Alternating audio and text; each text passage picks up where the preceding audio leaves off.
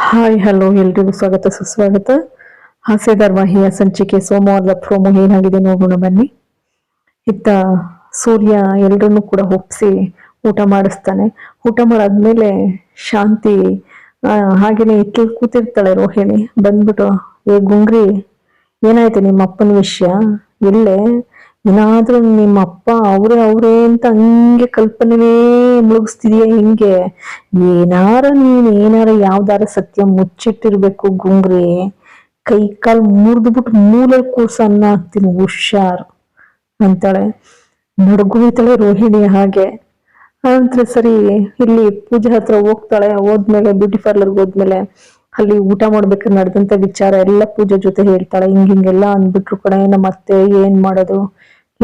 ರೋಹಿಣಿ, ನೀನ್ ಸುಮ್ನೆ ನಿಮ್ಮ ಅಪ್ಪ ಎಲ್ಲ ಮಾವ ಒಬ್ರೇ ಇರೋದು ಅಂತ ಹೇಳ್ಕೋಬೇಕಿತ್ತು. ಇಲ್ಲ ಯಾರನ್ನಾದ್ರೂ ಒಬ್ರನ್ನ ಅಪ್ಪನ ವೇಷ ಹಾಕ್ಸಿ ಕರ್ಸ್ಕೊಬಂದ್ ನಾಟಕ ಆಡ್ಸ್ಬೇಕಿತ್ತು. ಅಷ್ಟು ಗೊತ್ತಾಗಲ್ವೇನೆ ನಿನ್ಗೆ? ಏನ್ ಮಾಡೋದು ಈಗ? ಏನ್ ಮಾಡ್ಬೇಕು ಅಂದ್ರೆ ಗೊತ್ತಾಯ್ತಾರ. ನಮ್ಮ ಅತ್ತೆ ಅಂತೂ ನನಗ್ ಬಿಡೋದ್ರಿ, ಹಿಡಿದು ಬಿಟ್ಟವ್ರೆ ನಮ್ಮಪ್ಪ ಅಂತ ಹೇಳಂತಾಳೆ. ನಂದಾಗ ಒಂದ್ ಕೆಲ್ಸ ಮಾಡಿದ್ರೆ ಹೇಗೆ? ಮೇಕೆ ಮಂಜಣ್ಣನ ಕರ್ಸ್ಬಿಟ್ರೆ ಅಂತೇಳಿ ಪ್ಲಾನ್ ಮಾಡ್ತಾನೆ. ಹೂನೆ, ಮೇಕೆ ಮಂಜಣ್ಣನೇ ಸರಿ ಇದಕ್ಕೆ.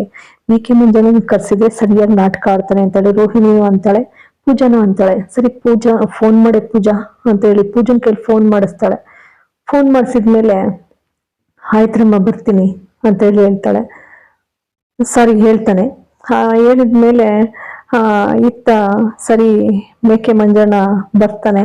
ಬಂದವನೇ, ಅಮ್ಮ ರೋಹಿಣಿ ಅಂತ ಹೇಳಿ, ಏನಾಯ್ತು ಅಂತ ಅಂತಾಳೆ. ಏನಿಲ್ಲಮ್ಮ, ನಿಮ್ಮಪ್ಪ ನಿನಗೋಸ್ಕರ ಪಾಪ ಮಲೇಷಿಯಾದಿಂದ 5 kg ಚಿನ್ನ ತತ್ತಿದ್ರಮ್ಮ. ಆಮೇಲೆ 5 kg ಅಂತೇಳಿ ಬಾಯ್ ಬಿಟ್ಬಿಡ್ತಾಳೆ ಶಾಂತಿ. ಹಂಗೆಯ ಶಾಂತಿ ಬಾಯ್ ಬಿಡ್ತಿದ್ದಾಗೇನೆ ಸೂರ್ಯ, ಅಲ್ಲೋಡು ಸಕ್ಕರೆ ಬೈಲು 5 kg ಅಂತಿದ್ದಂಗೆ ಹೆಂಗ್ ಬಾಯ್ ಬಿಡ್ತಾಳೆ ನೋಡು ಅಂತ ಅಂತಾನೆ.